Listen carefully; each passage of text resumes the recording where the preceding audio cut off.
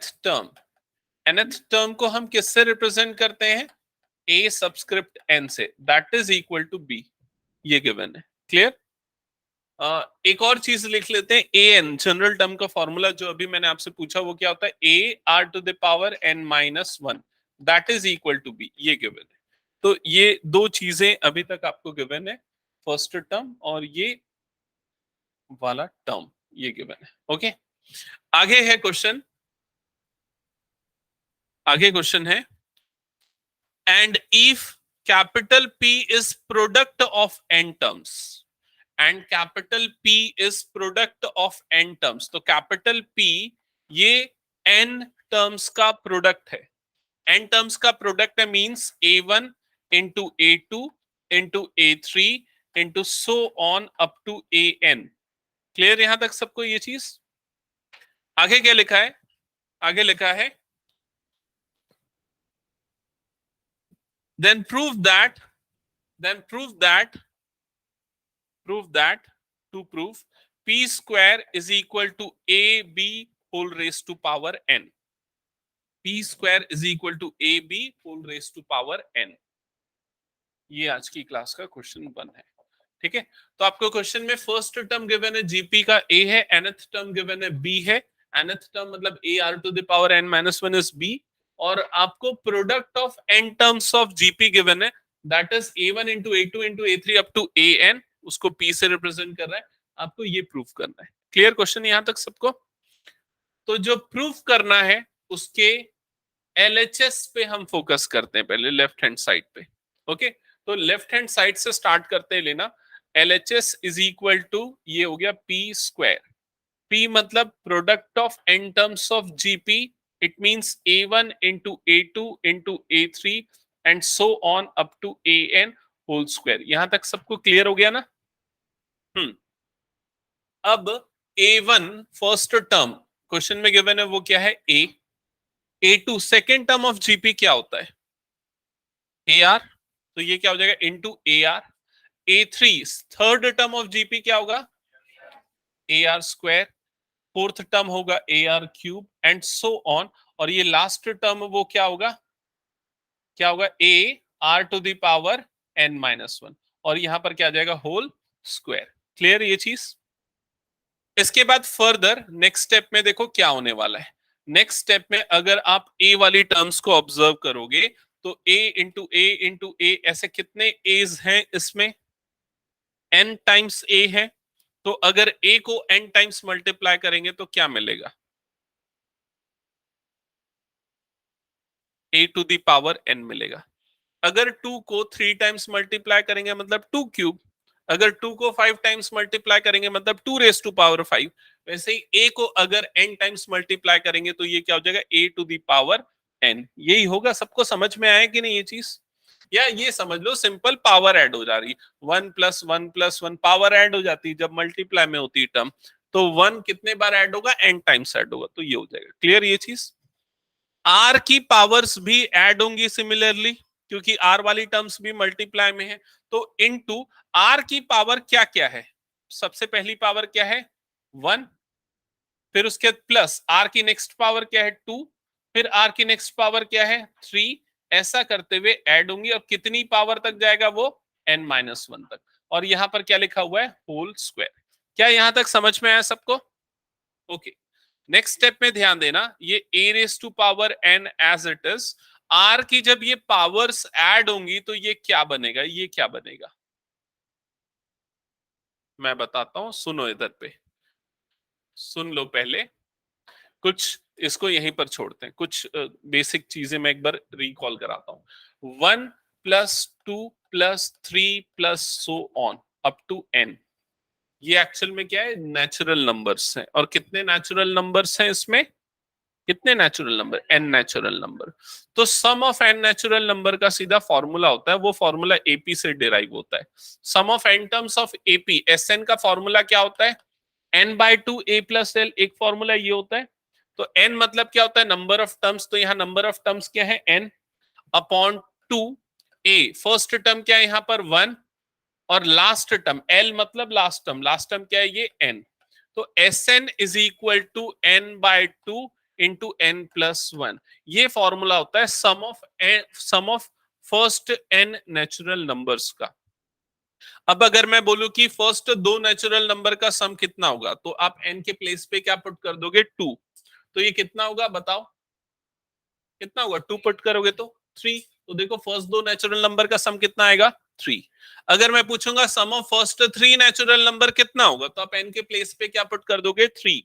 Three put करोगे तो three into four upon two, मतलब कितना आ जाएगा, सिक्स। तो देखो फर्स्ट तीन नंबर्स को ऐड करके देखो कितना आएगा sum, six. n is equal to four put करोगे तो फर्स्ट फोर नेचुरल नंबर, तो ये सीधा सम मिलता है। क्लियर हुआ ये चीज।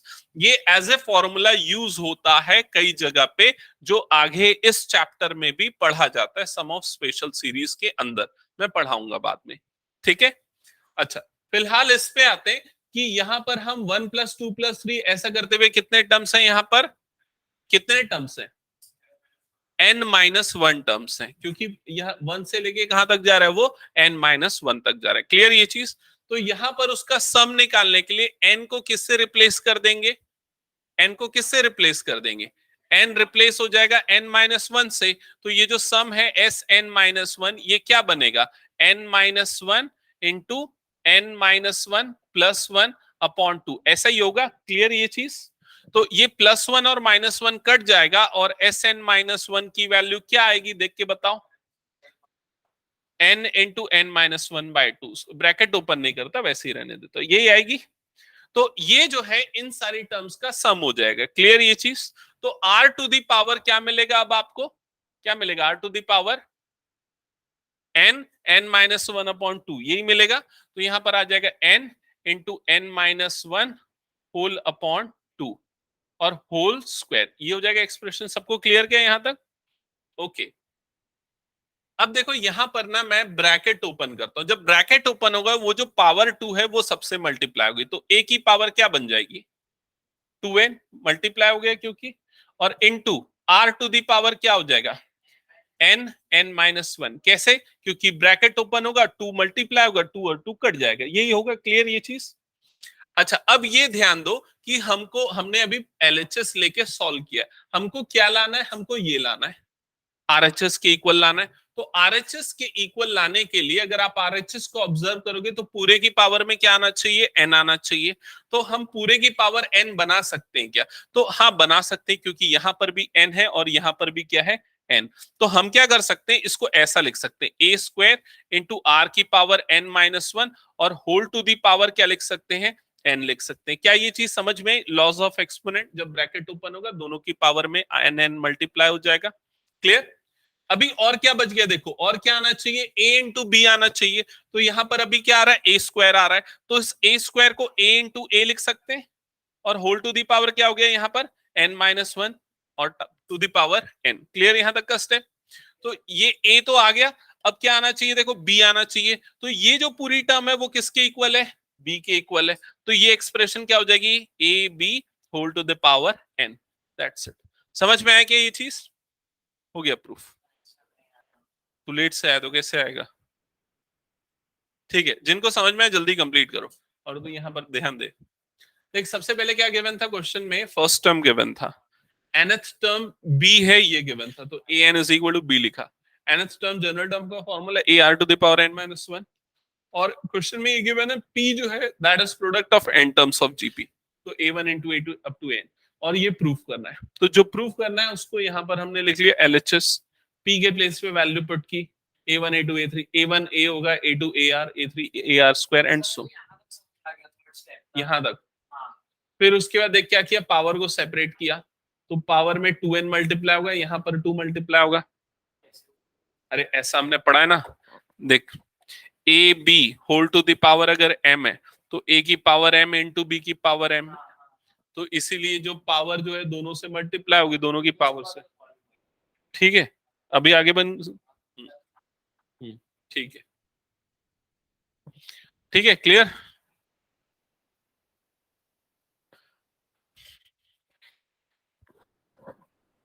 तानिया समझ में आया ना, Yes, sir.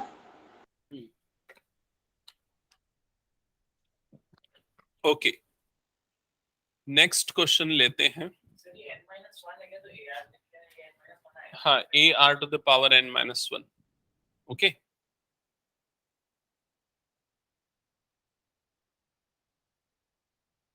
तुम लोगों का भी रिजल्ट आया होगा ना, क्या क्या रहा? 80%। ओके, क्या क्या रहा मैथ्स वैथ्स में? बेसिक लिया था क्या? स्टैंडर्ड लिया था? ओके। सीबीएसई का आया ना आज? आज ही तो आया। सबका? बहुतों का है। हम्म, बढ़िया है। नहीं, मेरे को एक चीज अच्छी लगी, इशिता का जो आया ना, 100 आउट ऑफ 100 दोनों सब्जेक्ट में। अभी तक किसी ने 100 आउट ऑफ 100 दोनों में नहीं लाया था। मैथ्स में इंडिविजुअली था या साइंस में था? 100 आउट ऑफ 100। ओके। ऋषिका का 97.4 बना।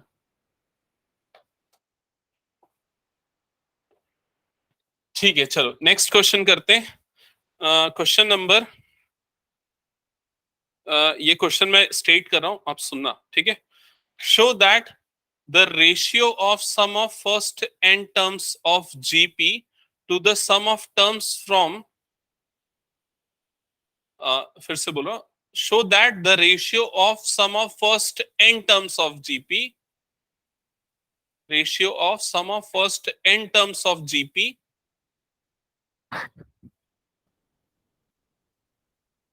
to the sum of terms, to the sum of terms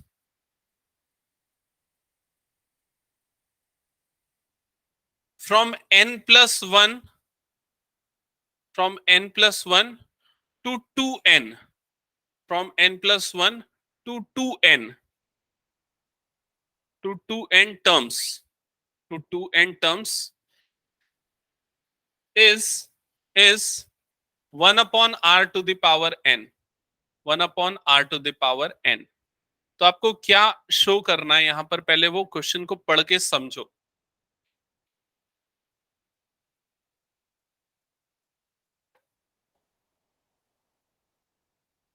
क्या शो करना है?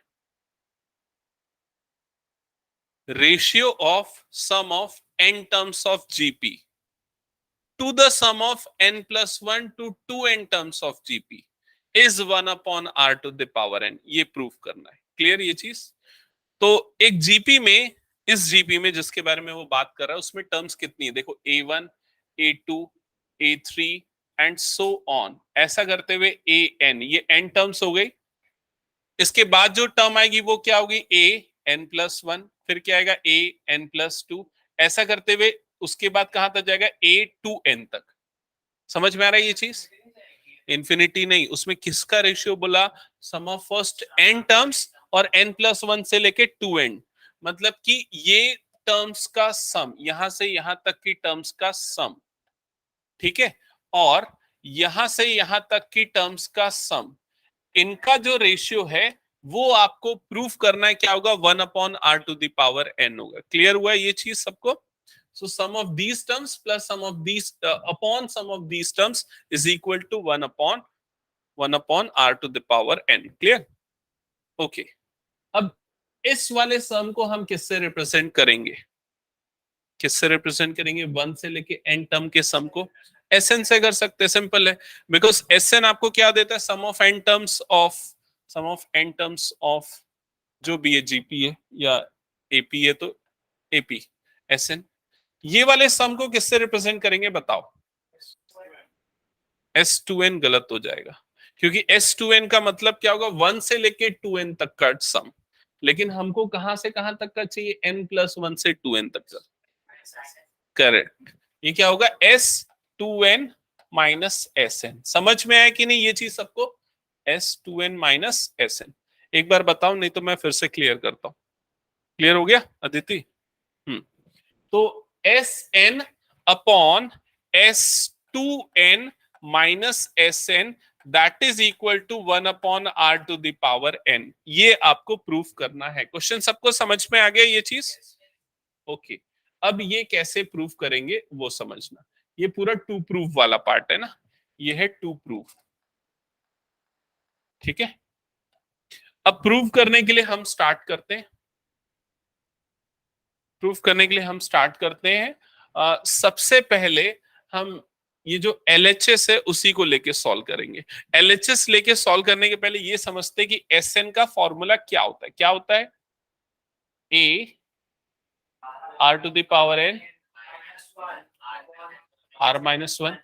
अगर SN का फॉर्मूला ये है तो S2N का क्या होगा?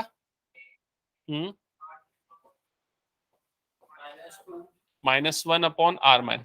सिंपली n जो है वो किससे रिप्लेस हो जाएगा? 2n से रिप्लेस हो जाएगा, उसमें कोई चेंज नहीं। क्लियर? ओके तो ये दोनों हमने निकाल लिया। अब हम LHS लेंगे और उसके बाद सॉल्व करना स्टार्ट करेंगे। LHS लेफ्ट हैंड साइड, तो लेफ्ट हैंड साइड में ये है SN/S2n -SN, हमने LHS लिख दिया। अब इसके बाद वैल्यू पुट करते हैं, तो SN के प्लेस पे वैल्यू पुट होगी ये वाली, मतलब A R⁴ -1/R-1 divided by denominator में ये वाली value A R⁴ -1/R-1 minus A R⁴ -1/R-1। क्या यहां तक सबको समझ में आ गया? ओके अब देखो न्यूमरेटर में जो है वो तो ठीक है, A R⁴ -1/R-1। डिनोमिनेटर में से हम क्या कर सकते हैं? डिनोमिनेटर्स में से हम A/R-1 कॉमन निकाल सकते हैं। अगर ये कॉमन निकलेगा तो ब्रैकेट के अंदर क्या बचेगा? डिनोमिनेटर से क्या कॉमन निकाला है? देखो ये पूरा कॉमन निकाला। क्या बचेगा? हाँ यहाँ पर क्या बचेगा? सबसे पहले R⁴ 2n-1 -R⁴n-1। समझ में आएगी नहीं सबको ये चीज? A/R-1 कॉमन निकाला तो ये वाला ब्रैकेट बचेगा माइनस ये वाला ब्रैकेट बचेगा। क्लियर सबको ये स्टेप? ठीक है। इसके बाद ये कॉमन निकालने के पीछे रीजन ये था सिंपल, बिकॉज ये A/R-1 और ये A/R-1 दोनों टर्म्स क्या हो जाए? कैंसल आउट हो जाए। क्लियर? तो अब क्या बच गया आपके पास एक्सप्रेशन, उसको लिख लो। अब हमारे पास यहां पर बच गया है R⁴ अपॉन डिनोमिनेटर में क्या बचा है? R⁴ 2n-1 -R⁴n+1, यही बचा है। अब इसके बाद ये -1 और +1 वाली टर्म कैंसल आउट हो जाएगी और आपके पास क्या बच जाएगा यहां पर LHS में लेफ्ट हैंड साइड में? R⁴n-1 अपॉन डिनोमिनेटर में क्या बचा? R⁴ 2n -R⁴n, ऐसे ही बचा। ठीक है। अब इसके बाद का प्रोसेस ध्यान से समझना, ध्यान से देखो। डिनोमिनेटर में R⁴ 2n, इसको हम क्या लिख सकते हैं? R⁴n+n, ऐसा लिख सकते हैं। और इसके बाद ये R⁴n+n को हम R⁴n इंटू R⁴n ये लिख सकते हैं। ये दो स्टेप देखो समझ में आया कि नहीं? ठीक है। अब डिनोमिनेटर से क्या कॉमन निकल जाएगा? अगर ये कॉमन निकलेगा तो ब्रैकेट के अंदर क्या बचेगा? R⁴n-1, यही बचेगा। अब देखो न्यूमरेटर और डिनोमिनेटर से ये दोनों कट गया तो क्या बच गया यहाँ पर? 1/R⁴n। हो गया प्रूफ? यही करना था, चेक कर लो। ठीक है, सबको क्लियर ना?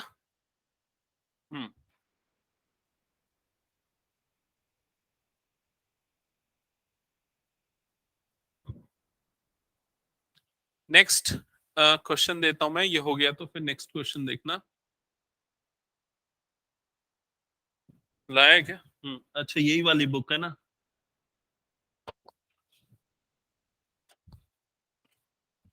इसमें से बता देता हूँ कुछ क्वेश्चंस।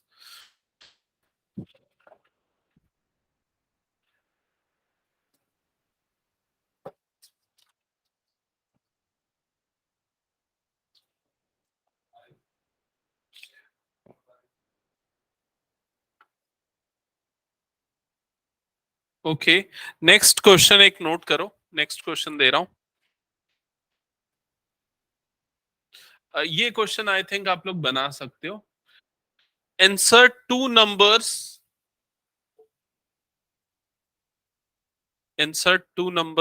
क्वेश्चन नोट कर ले, मैं इसको हटा नहीं रहा हूं। insert two numbers between 3 and 81, between 3 and 81,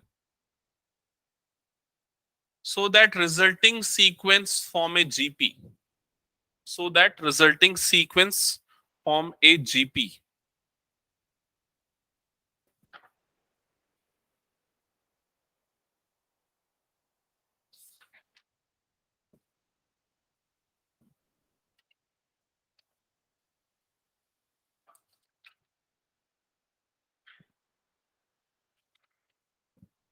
हम्म, कहाँ पे?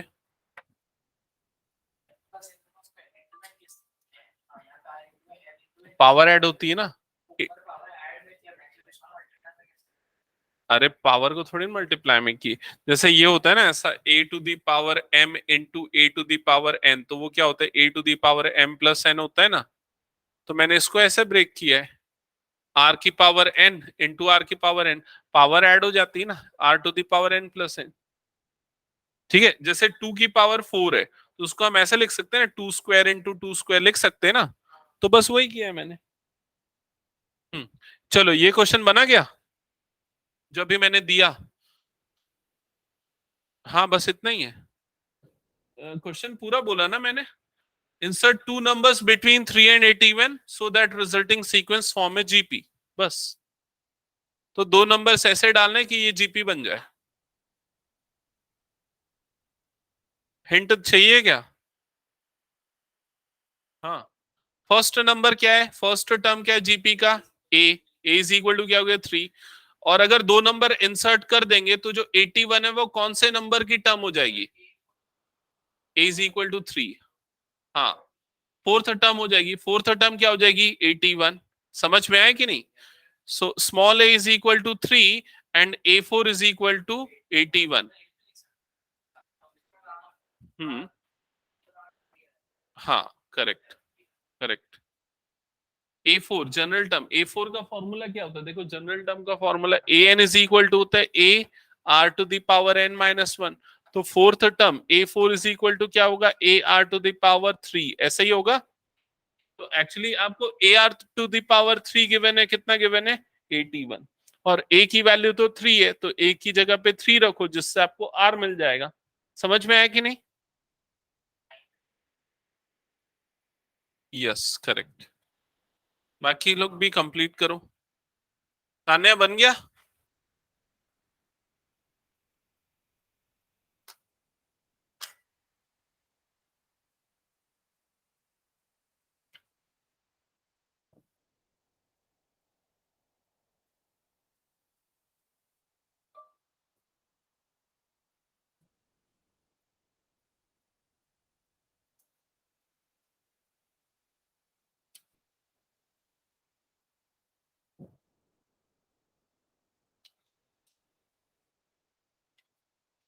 तो हो गया ना सबका, तो नेक्स्ट क्वेश्चन दे रहा हूं फिर मैं। हम्म, इसमें स्टार्टिंग के क्वेश्चंस तो लगभग हम लोगों ने कर दिए, बहुत सारे क्वेश्चन सेम टाइप के हैं। हम्म, एक 39/10 वाला भी क्वेश्चन कर दिया ना, product of three terms, the fourth term of GP is square of its second term, ये भी तो हो गया।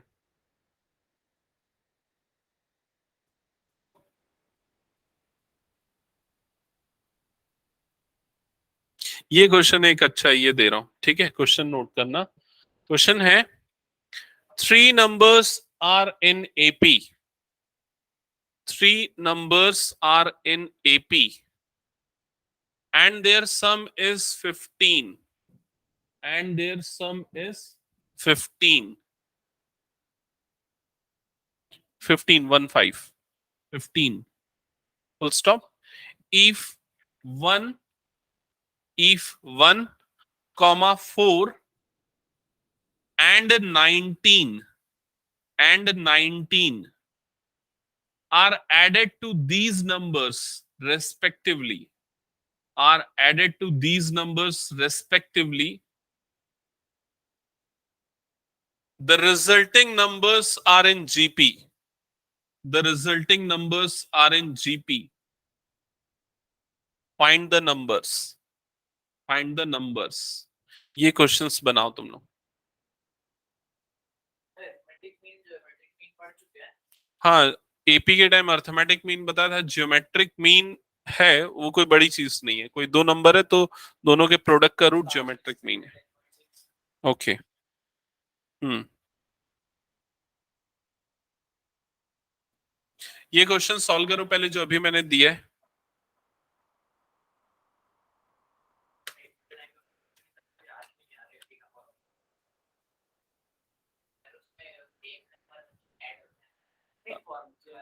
पहले मैं क्वेश्चन एक्सप्लेन कर देता हूं।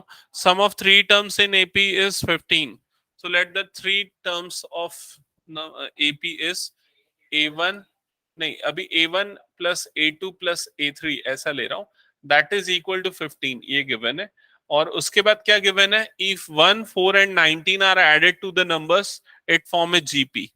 तो अगर 1 4 और 19 ऐड कर दे, मतलब कि क्या, a1 प्लस 1, और उसके बाद फिर नेक्स्ट नंबर क्या हो जाएगा, a2 प्लस 4, और नेक्स्ट नंबर क्या हो जाएगा, a3 प्लस 19।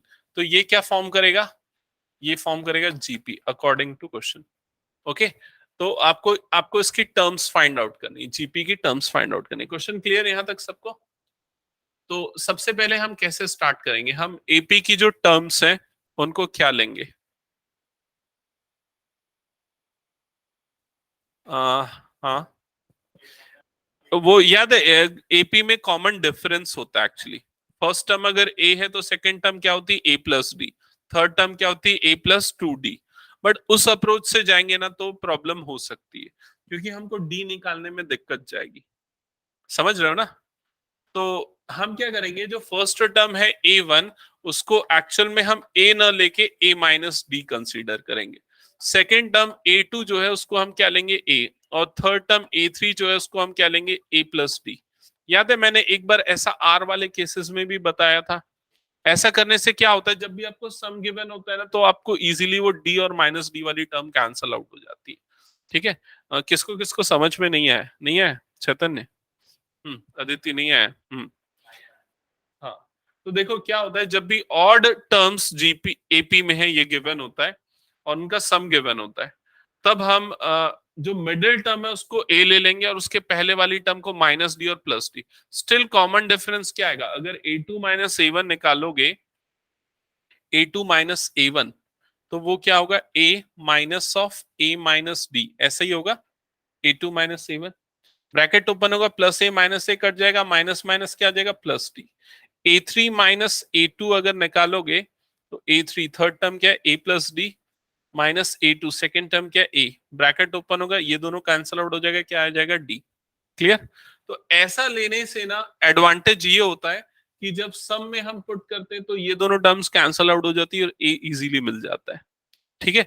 ये अप्रोच एपी में तब यूज की जाती है जब ऑड नंबर्स के सम आपको गिवन हो, जैसे कि थ्री टर्म्स का सम या फाइव टर्म्स का सम गिवन हो। ठीक है। तो यहां पर हम क्या करेंगे, a1 a2 a3 के प्लेस पे ये वैल्यूज पुट करेंगे, तो लेफ्ट साइड में क्या हो जाएगा, देखो क्या होगा, a minus D first term, फिर नेक्स्ट a2 की जगह पे क्या आएगा, a, a3 की जगह पे क्या आएगा, a plus d, and that is equal to कितना गिवन है, 15। जब ब्रैकेट ओपन करोगे आप लोग तो ब्रैकेट ओपन करने पे ये प्लस डी और माइनस डी कैंसल आउट हो जाएगा, ए प्लस ए, ये तीनों का सम क्या हो जाएगा, 3a इज इक्वल टू 15। तो आपको a की वैल्यू क्या मिल जाएगी, 5। a इज इक्वल टू आ जाएगा 5। क्लियर? तो सेकेंड टर्म आपको इजीली मिल गया। अब उसके बाद हम कोशिश करेंगे डी निकालने की, क्योंकि अगर डी मिल गया तो आपको सारी टर्म्स मिल जानी है। तो डी निकालने के लिए अब आपको इस पे आना पड़ेगा कि ये तीनों नंबर्स किस में है, जीपी में। क्लियर? तो ए वन की वैल्यू क्या है, देखो यहाँ ए वन, हाँ ए वन की वैल्यू है ए माइनस डी, और ए वन प्लस वन, ए वन प्लस वन ये एक्चुअल में टर्म वन है ना जीपी का, वो कितना होगा, a minus D plus one, ऐसा ही होगा। तो ए वन प्लस वन मतलब ये वाला टर्म क्या बन जाएगा, ए की वैल्यू भी इधर पे पुट कर दो ना, ए की जगह पे क्या पुट कर दो, 5 पुट कर दो, 5 अगर पुट करोगे तो 5 + 1 क्या हो जाएगा 6, और ये क्या हो जाएगा 6 - d। ये उस जीपी की फर्स्ट टर्म हो जाएगी। T1 मार्क कर देता हूं, समझ समझ गए ये चीज। अब जीपी की सेकेंड टर्म क्या है, देखो जीपी की सेकेंड टर्म क्या है, जीपी की सेकेंड टर्म ये है A2 + 4। तो यहां पर लिख देते A2 + 4। तो A2 हमने क्या लिया, A2 लिया है A +4। ए की वैल्यू कितनी है 5, तो ये क्या हो जाएगा 5 + 4। तो A2 + 4 की वैल्यू आ जाएगी 9, जो कि इस जीपी का कौन सा टर्म है, थर्ड सेकेंड टर्म है T2। क्या ये समझ में आया सबको? A2 की वैल्यू, हाँ बिल्कुल निकल सकता है, सही बोल रहा है। तो A2 की वैल्यू तो ऑलरेडी गिवन है ना 5। A2 सेकेंड टर्म है ना, और सेकेंड टर्म A है, वो तो ऑलरेडी पता है हमको। हम्म, हमको निकालना D है, करेक्ट। अब आते हैं थर्ड टर्म पे, जीपी के थर्ड टर्म पे। तो जीपी,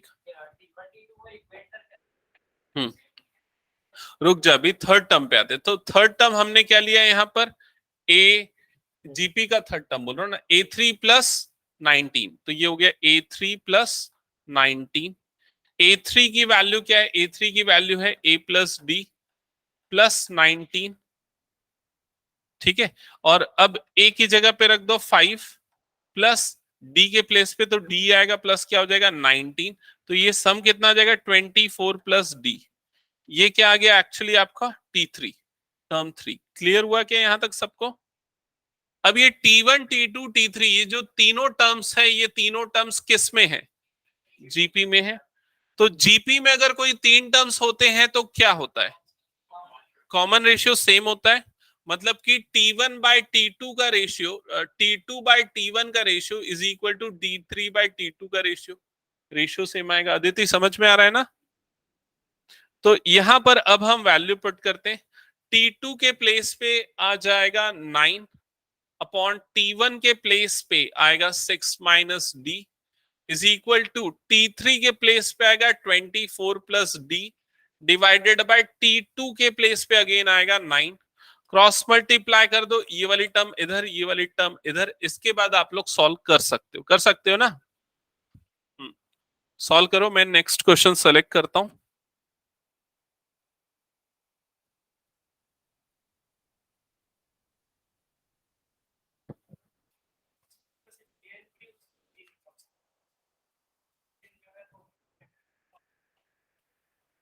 फिफ्टीन जो है वो SN होगा, S3 प्लस है ना उनका।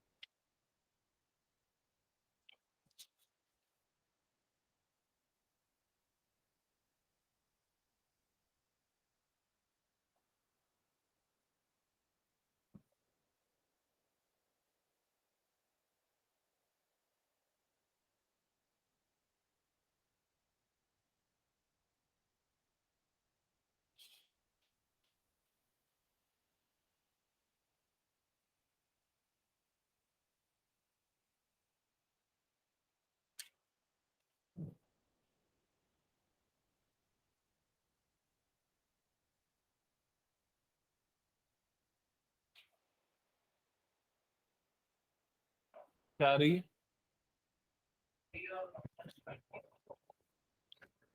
अच्छा,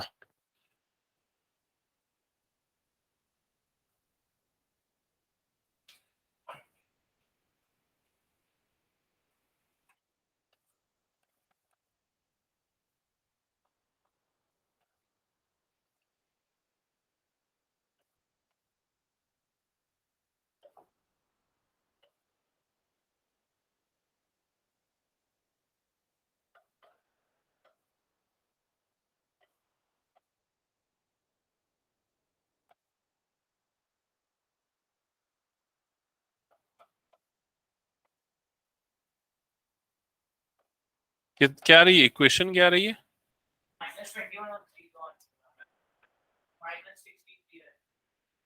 अच्छा ऐसे ही है ना इक्वेशन सबका। और डी की एक वैल्यू -21 और दूसरी वैल्यू आ रही है 3। अच्छा, तो अगर 3 लेते हैं डी की वैल्यू तो टर्म्स क्या आएंगी?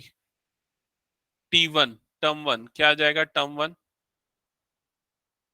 6 - 3 मतलब क्या हो जाएगा? 3। टर्म टू क्या आएगा? टर्म टू तो 9 ही है। टर्म थ्री क्या आएगा? 27। ये एक्चुअली जीपी की टर्म्स, हमको कौन सी टर्म निकालने बोला था इसने? एपी की टर्म्स निकालने बोला था कि जीपी की बोला था? एपी बोला था क्या? कौन से बुक से दिया था ये क्वेश्चन यार? हाँ, फाइंड द नंबर्स। हाँ, फाइंड द नंबर्स मतलब ये A1 A2 A3 निकालनी है। एक्चुअली हम लोगों ने अलग निकाला, T1 T2 T3 निकाला। आपको ये निकालना है। तो A की वैल्यू 5 हो गई। 5 - 3 मतलब ये क्या हो जाएगा? 2। सेकेंड टर्म क्या हो जाएगी? 5। थर्ड टर्म क्या हो जाएगी? 5 + 3 मतलब कि 8। तो ये होंगे आपके आंसर, 2, 5 एंड 8। समझ रहे हो ना? Actual number A1 A2 A3 थे। उसमें जब हम ये ऐड किए तब वो जीपी बना। तो वो जीपी में बनने वाले नंबर नहीं, एक्चुअल जो 3 नंबर थे ना वो निकाले। They are actually in AP. Clear यहां तक सबको? ओके। अच्छा, ये एक निकला है ना, और दूसरा पेयर भी होगा ना जब d इज इक्वल टू -21 लोगे, because both are possible values. ठीक है, नेक्स्ट क्वेश्चन दे रहा हूं। नेक्स्ट क्वेश्चन ध्यान से सुनना। ये भी आप लोगों को बनाना है जो नेक्स्ट क्वेश्चन बोल रहा हूं। Insert three geometric means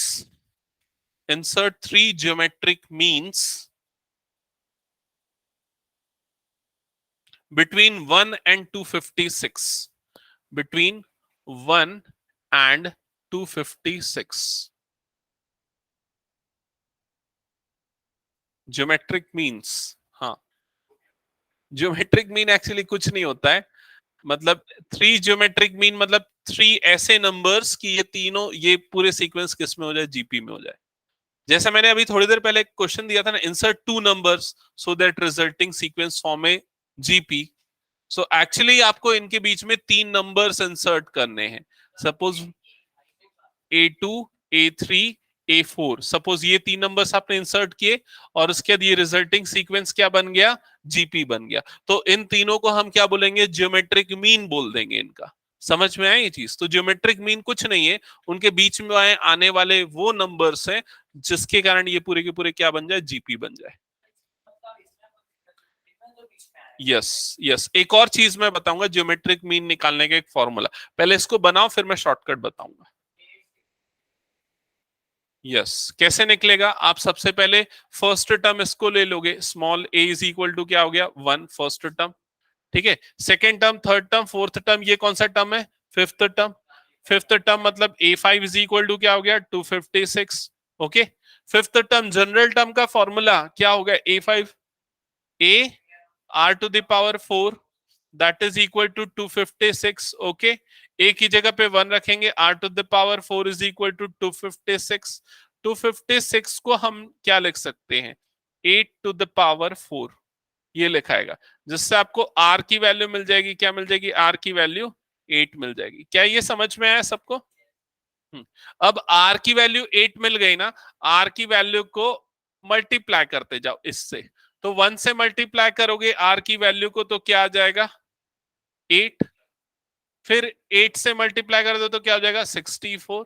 फिर 8 से मल्टीप्लाई कर दो तो क्या आ जाएगा? नहीं, मैं कुछ गलत कर दिया क्या? सॉरी, एक सेकेंड, एक सेकेंड, कुछ गलत हुआ आई थिंक। जस्ट वेट, ये गलत बता दिया, यहां पर गलत बता दिए। ये 8⁴ नहीं होगा यार। 2 × 4 × 8 × 16 × 32 64 128 256। तो ये आता है 8 8 2⁴ 8 4⁴ होता है ये। 4⁴ 8⁴ नहीं है। तो आर की वैल्यू 4 आएगी। ठीक है, आर की वैल्यू 4 आएगी तो इसमें 4 मल्टीप्लाई कर दो, इंटू 4 कर दो तो क्या आ जाएगा? ये वाला टर्म 4। फिर 4 मल्टीप्लाई कर दो तो ये क्या आएगा? 16। फिर 4 मल्टीप्लाई कर दो तो ये क्या आ जाएगा? 64। तो वो 3 नंबर्स क्या होंगे? 4, 16 एंड 64। क्लियर ये चीज? अब आते हैं शॉर्टकट पे। शॉर्टकट समझो क्या है। देखो जैसे कि अगर कभी भी आपको जियोमेट्रिक मीन निकालना है दो नंबर्स के बीच का, अगर एक जियोमेट्रिक मीन निकालना है, जैसे अगर आपको बोल दे कि 1 और 256 के बीच का जियोमेट्रिक मीन निकालो, तो जो हमारा फर्स्ट नंबर है उसको हम ए लेंगे, जो सेकंड नंबर है उसको क्या लेंगे, बी लेंगे। तो बी की वैल्यू क्या हो गई, 256, ठीक है। और जो जियोमेट्रिक मीन है, जिसको शॉर्ट में जीएम से रिप्रेजेंट करते हैं, that is equal to root of a into b, ऐसे निकलता है। तो रूट 1 इंटू 256 क्या हो जाएगा, 256। 256 का रूट कितना होता है, 16। तो उसका ज्योमेट्रिक मीन कितना हो जाएगा, 16। समझ में आया? तो हमको एक्चुअल में क्या मिल गया, 1 और 256 के बीच में एक नंबर मिल गया 16, जिसके कारण ये तीनों सीक्वेंस किस में आ जाएगा, जीपी में आ जाएगा। चेक कर लो, ये तीनों किस में बन गया, जीपी में आ गया। अब आपको और दो नंबर्स चाहिए, एक इनके बीच में चाहिए और एक इनके बीच में चाहिए। अब क्या कर दो, इन दोनों का ज्योमेट्रिक मीन निकाल लो। इन दोनों का ज्योमेट्रिक मीन कितना हो जाएगा, रूट 16 इन रूट ए इंटू बी, जिसकी वैल्यू क्या आ जाएगी, 4। और इन दोनों का ज्योमेट्रिक मीन निकाल लो, रूट ए इंटू बी, तो रूट 16 इंटू 256। जब ये निकालोगे तो इसका रूट कितना होता है, 16, और इसका क्या होता है, 4। 16 4 क्या हो जाएगा, 64। तो ये क्या आ जाएगा, 64। समझ गए ना? तो 1 4 16 64 एंड 256, ये चारों सीक्वेंस किस में हो गए, जीपी में। और ये आपके तीन ज्योमेट्रिक मीन, समझ गए? अब अगर मान लो इसमें 5 ज्योमेट्रिक मीन निकालने बोला होता, 5 नहीं, 1 2 3, 1 2 3 4, और 4 3 7 ज्योमेट्रिक मीन निकालने बोला होता, तो क्या करते, तब इन दोनों के बीच का एक और ज्योमेट्रिक मीन निकालते, वो क्या आ जाता, 2। इन दोनों के बीच का एक और ज्योमेट्रिक मीन निकालते, वो क्या आ जाता है, 8। इन दोनों के बीच का ज्योमेट्रिक मीन जो आता है 32 एंड सो ऑन। क्लियर ये चीज? तो इस तरह से आप अकॉर्डिंगली निकाल सकते हो, ठीक है। नेक्स्ट क्वेश्चन करें, हो गया क्लियर सबको ये चीज? हम्म। एक और ऐसे जियोमेट्रिक मीन वाला क्वेश्चन देता हूं, चलो बताना। अगर ये शॉर्टकट जो है ये कई बार अप्लाई नहीं होता है, तो आपको वो फर्स्ट टर्म और nth टर्म ऐसे ही करके बनाना है। क्लियर ये चीज? क्वेश्चन है, insert four geometric means, insert four geometric means between 4/9 and and between 4/9 and 27/8। 4/9 और 27/8 इन दोनों के बीच में चार ज्योमेट्रिक मीन इंसर्ट करने। क्वेश्चन क्लियर ना सबको? चलो।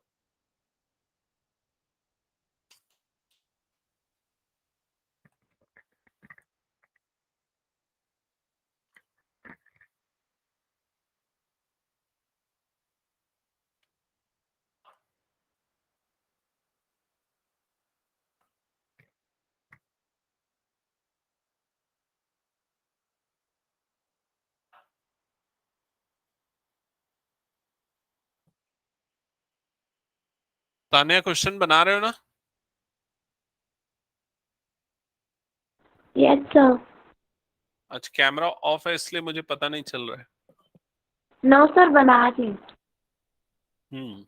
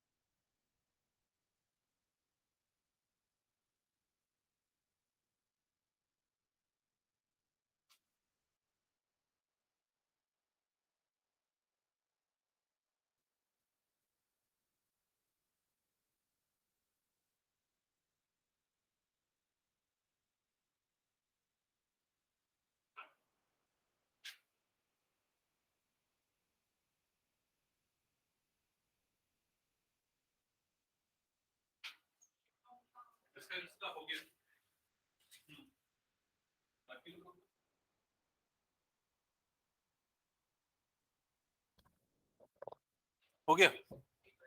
क्या क्या रिटर्म्स? 2/3, 1, 3/2, 9/4। कैसे किया? a is equal to 4/9। a कौन सी टर्म होगी? 6। a6 is equal to, okay, hmm,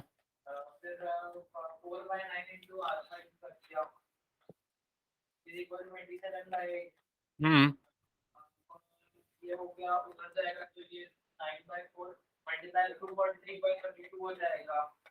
hmm, hmm, 3 two, अच्छा ये पावर 5। हम्म, तो 3/2 आ जाएगा। r इज इक्वल टू 3/2 आएगा सबका। फिर बस मल्टीप्लाई करना है। 3/2 आ गया ना फर्स्ट टर्म। सो नेक्स्ट जो टर्म इंसर्ट करेंगे जीपी में a2, that is equal to a into r. तो a फर्स्ट टर्म कितना है? 4/9 इंटू आर कितना आ गया? 3/2। तो ये कितना आ जाएगा? 3 1 जा 3, 3 जा 9, 2 1 जा 2, 2 जा 4। तो क्या आ जाएगा? 2/3 ar² ar³ और किसने किसने बना लिया इसको? ये है सेम आंसर। अदिति, कुछ गलती हुई? Okay,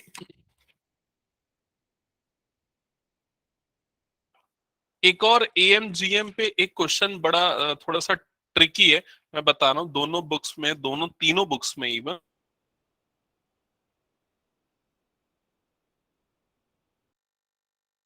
and capital G, if capital A and capital G are AM and GM respectively, are AM and GM respectively between two positive numbers,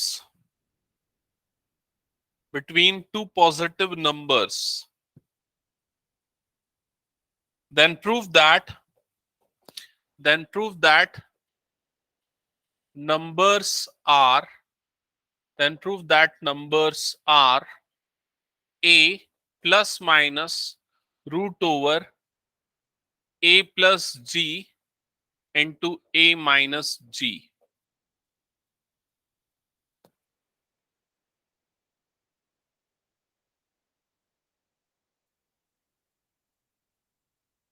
ये आपको प्रूफ करना है। ओके ओके, तो इधर ध्यान देना, क्वेश्चन समझा देता हूं पहले मैं।